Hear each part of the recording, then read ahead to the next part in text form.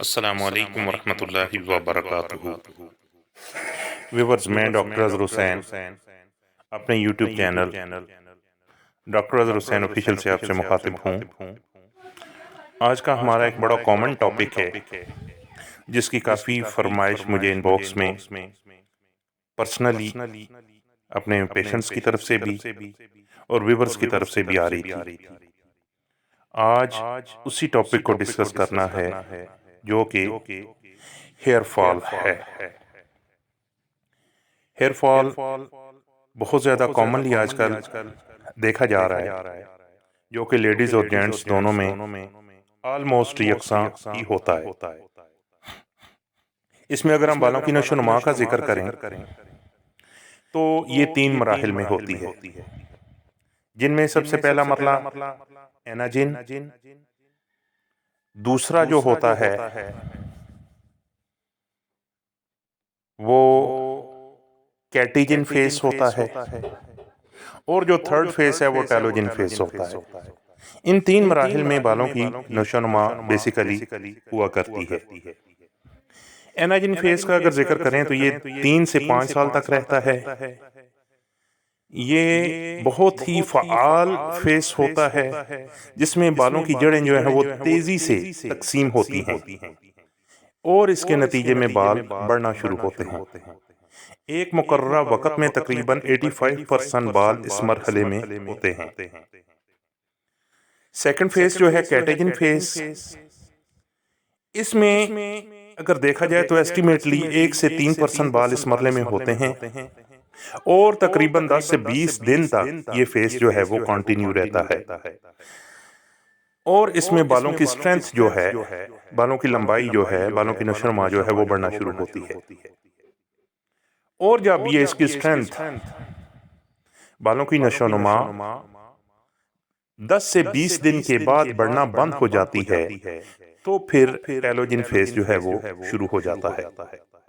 और ये तकरीबन 10% बाल जो है वो इस मरहले में होते हैं और इसकी लिमिट जो है टेलोजिन फेस की ये 3 माह तक होती है, जिसके बाद नेचुरली बाल जो है वो गिरना शुरू हो जाते हैं। जब तक बाल इसी रफ्तार से दोबारा गिरते और उगते रहते हैं तब तक इंसान हेयर फॉल का शिकार नहीं होता। ये एक कुदरती तरीका है। लेकिन जब एनाजिन फेस जो है, जो बालों के बढ़ने का फेस होता है, अगर इसका दौरानिया कम हो जाए, जिसके नतीजे में बालों की नशोनुमा पूरी तरह नहीं होती, बालों की ग्रोथ पूरी तरह डेवलप नहीं होती और ये प्रोसीजर स्लो हो जाता है, जिसकी मुख्तलिफ वजूहात होती है जो हम वीडियो में आगे जाके डिस्कस करेंगे।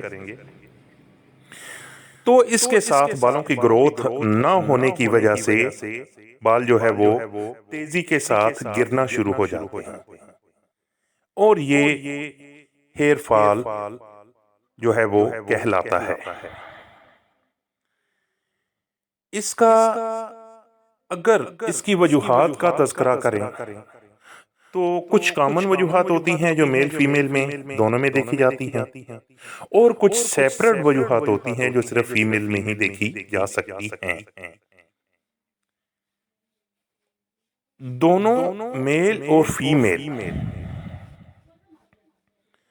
अगर इनमें सबसे पहले जो हम अगर फीमेल की जो कॉमन काजेज हैं हेयर फॉल की, उनका तज़किरा करें, उनको डिस्कस करें, तो उसमें चंद एक बहुत अहम काजेज जो हैं वो देखी जाती हैं, जिनमें फर्स्ट ऑफ ऑल जो है वो पॉलीसिस्टिक ओवरियंस हैं। अगर पीसीओएस या पीसीओडी हो, उसके नतीजे में भी हार्मोनल डिस्टर्बेंसेस होती हैं और लेडीज में हेयर फॉल जो है वो शुरू हो जाता है। ड्यूरिंग प्रेगनेंसी, ड्यूरिंग मेनोपॉज, किसी ऑपरेशन या किसी सीवियर इलनेस के बाद बाल गिरना शुरू हो सकते हैं लेडीज में। इसके साथ एक कॉमन वजह जो है वो लेडीज में देखी गई है कि बालों का कलर करना। अमूमन जो कलर्स में केमिकल्स होते हैं ये भी बालों की ग्रोथ को डिस्टर्ब करते हैं। इसके साथ एलोपेशिया एरेक्टा और एलोपेशिया की मुख्तलिफ इकसाम जो लेडीज में भी पाई जा सकती हैं। Gastric Slavic hormonal hormonal replacement therapy, HRT जिसे हम कहते हैं, हार्मोन रिप्लेसमेंट थेरापी, उसके नतीजे में भी बाल जो हैं वो लेडीज में गिरना शुरू हो जाते हैं। और इसके साथ साथ अनीमिया, खून की कमी की वजह से भी लेडीज में जो बाल हैं वो गिरना शुरू हो जाते हैं। इसके साथ अगर मेल में कॉमन ली हम डिस्कस करें कि जो मेल में जो वजूहात होती हैं उनमें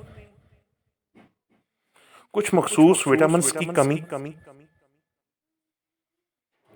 जिन्हें हम माइक्रो न्यूट्रिएंट डेफिशिएंसीज का नाम दे सकते हैं, उसकी वजह से, और मेल में भी हार्मोनल जो है वो डिस्टर्बेंस हो सकती है, जैसा कि थायराइड इनबैलेंस हो सकता है, टेस्टोस्टेरोन जो है उसका बैलेंस जो है वो डिस्टर्ब हो सकता है, इंसुलिन रेजिस्टेंस पेशेंट्स जो होते हैं उनमें बाल गिरना शुरू हो जाते हैं, एस्ट्रोजन डोमिनेंस में बाल जो है वो गिर सकते हैं, और अगर हाई कॉर्टिसोल हो तो उसके नतीजे में भी मेल में बाल गिरना शुरू हो सकते हैं। इसके साथ साथ इन्वायरमेंटल चेंजेस जो हैं वो भी इसका बायस बन सकती हैं, और चूंकि मेल भी अमूमन बाल कलर करते हैं तो उनमें भी केमिकल रिएक्शन की वजह से हेयर फॉल जो है वो शुरू हो सकता है। और इसके साथ साथ एक ऑटो इम्यून डिजीज जो मेल फीमेल दोनों में कॉमनली देखी जा सकती है, एलोपेशिया रेक्टा, उसके नतीजे में भी बाल जो है वो तेजी से गिरना शुरू हो जाते हैं। अगर होम्योपैथी में इसका ट्रीटमेंट हम देखें तो बहुत ही अच्छे अंदाज में होम्योपैथिक अद्वियात जो हैं वो हेयर फॉल के मामलात में अपना बहुत ही अच्छा असर रखती हैं, जिनमें कुछ मेडिसिन जो हैं वो बहुत कॉमन है, जो हम अमूमन हेयर फॉल के केसेस में इस्तेमाल करवाते हैं, और अल्लाह के फजल से उनका बहुत इफेक्टिव रिजल्ट जो है वो देखा जा सकता है। जिनमें first of all phosphorus, second acid fluor, third Wiesbaden aqua, fourth one acid phos, and last one is thallium met. इसके अलावा भी बहुत सी अद्वियात हैं जो हेयर फॉल में इस्तेमाल की जा सकती हैं। नंबर वन, फास्फोरस को अगर देखें तो इसमें अमूमन बाल जो है वो गुच्छों की शक्ल में गिरते हैं, और बालों की रूट्स जो है वो बहुत ज़्यादा कमज़ोर हो जाती है। ये एक बेसिक न्यूट्रिएंट है जो बालों की नशोनुमा में बहुत अहम किरदार अदा करता है, और इसके साथ बाल जो हैं वो कबल अज़ वक्त सफ़ेद भी नहीं होते। सर में डैंड्रफ और खुश्की की वजह से अगर हेयर फॉल हो तो उसको भी फास्फोरस जो है वो कवर करती है। फास्फोरस के पेशेंट्स जो हैं वो अगर कॉन्स्टिट्यूशनली देखे जाएं तो पतले लंबे होते हैं, और उनका ज़्यादा हाइट होने की वजह से आगे की तरफ झुकाव थोड़ा सा बना रहता है।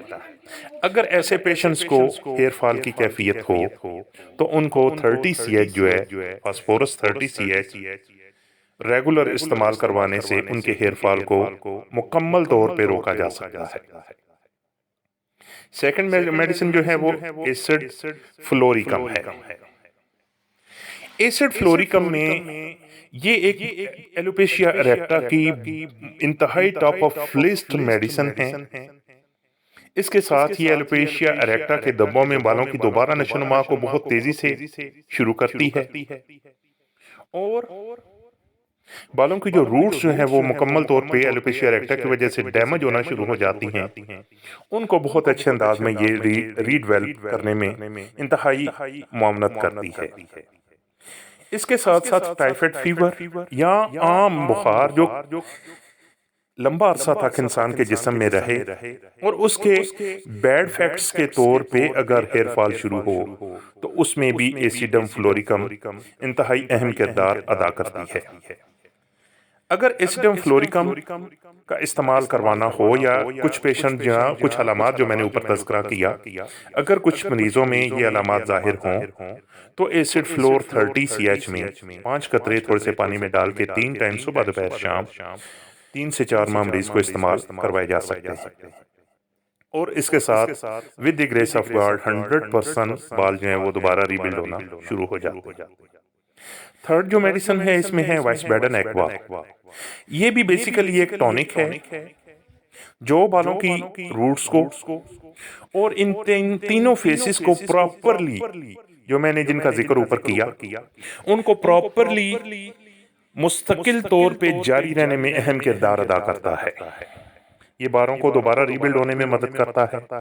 वाइसबैडन एक्वा जो है ये बालों की नशोनुमा करने में और बालों को घने और हेल्दी रखने में इंतहाई अहम किरदार अदा करती है।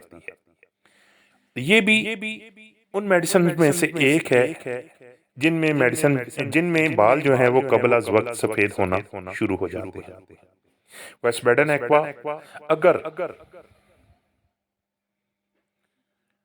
कलर वगैरह की एलर्जी किसी पेशेंट में हो, जो मैंने ऊपर जिक्र किया, केमिकल रिएक्शन की वजह से भी अगर बालों का गिरना हो तो वाइसबैडन एक्वा जो है वो अहम किरदार उसको रोकने में अहम किरदार अदा कर सकती है।